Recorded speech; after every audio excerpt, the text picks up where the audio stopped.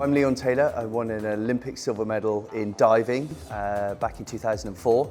And since then I'm a professional speaker and executive coach. I mentor the next generation of athletes, and I'm also a commentator for the BBC.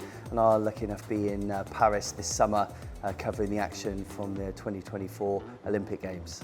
I did every sport that you could imagine from before I can remember. I was no good on a football field waiting for the ball to be passed to me. I'd lose concentration, but standing on your tiptoes on the end of a board seemed to be something I was well suited to. So the experience of going to the Olympics for me was threefold. So the first time I qualified I was 18. I was doing my A-levels at the same time. The second Olympic Games, I was pretty focused. In fact, I was overly focused. I was going in solely to win a medal, and we ended up placing fourth. And then third time's the charm, and I got it right. I stood on the podium, and Peter and I won the first Olympic medal for British diving in 44 years. So it wasn't only a huge moment for me personally, and as a team, it was a huge thing for the sport in this country.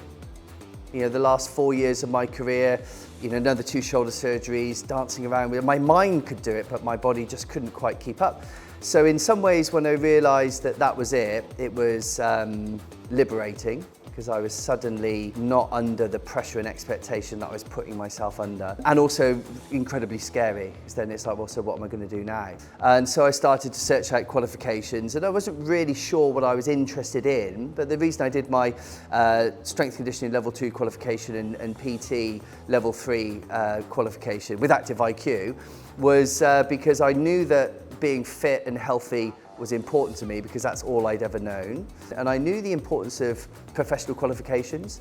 And you know, it's almost like an illumination, isn't it, when you realise that actually there's a big world out there, there's lots of opportunities, and with my background, I could potentially work in some interesting places, but I would also need to be competent at what I'm doing. So there's this element of information gathering, what else is out there, you know, broadcasting, TV presenting, you know, and I do big keynote presentations, and I didn't even realise you could be a professional speaker as a job until I started to explore what are other athletes doing on their retirement. But I wanted to branch out into the fitness industry, into broadcasting, into different areas. So for me, retiring when I did, you know, the light being shone brightly on Tom Daley, being part of his journey, the role I play now in the sport as a mentor and a commentator, I think that is the fairy tale ending, really, rather than winning gold in Beijing and not getting any of the adulation because there was a new kid on the block, and rightly so. Your career will come to a close. You're a long time retired, is what I would say. But having an idea, some areas to explore, people to support you is very prudent. And qualifications open doors, as do relationships. The reason I'm supporting Beyond Gold is because when you're involved in sport, you can sometimes find yourself in a tricky situation when things change drastically, and that often happens. You know, recognised qualifications are massively important, so it's almost getting the conversation started, you know, what do you enjoy, what could be options for you. So for me, it's just to inspire people to reflect, to have a look, and to take action.